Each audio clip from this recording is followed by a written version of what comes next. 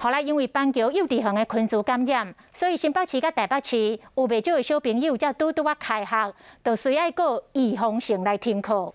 有不少的家长嘛爱请假来照顾囡仔。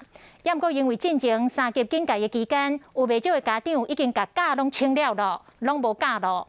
再起这个全国教师工会总联合会就来呼吁，应该爱甲预防性停课，嘛来纳入到防疫假的规范，互家长会当来请防疫照顾假。另外嘛来呼吁到政府减轻到家长的负担，应该甲无薪水的防疫照顾假改做有薪假。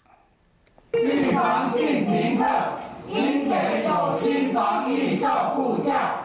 全教总开记者会，呼吁讲预防性停课，应该家长会使请有薪水防疫照顾假。因为都开较无一个月尔，双北就发生校园群聚感染，不少学校开始预防性停课。到9月11日为止，台北已经12间学校，总共1536个人预防性停课。新北嘛有16间，总共7508人。双北加起来有超过9000个学生。换一句话讲，有真个家庭需要请防疫照顾假。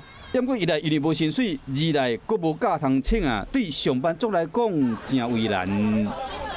他预防性停课的时候，家长去跟公司申请，公司自己都不太清楚预防性停课到底有没有含在所谓的防疫照顾假，所以很多公司就拒绝了家长。家庭照顾假或者是这些假，在过去这4、5个月，家长几乎全部都请光了。本来家庭福利补助一个人是2万块，全教总呼吁讲应该思考讲免啊增加防疫资源加补助。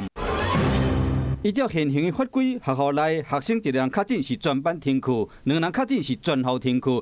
全教总呼吁讲，应该将预防性停课纳入停课依据，因为目前法规还无将这个预防性停课列入防疫的停课标准。因为有的家长已经无假通请啊，针对这个代志，相关部会需要进一步去协商，是讲因为疫情影响。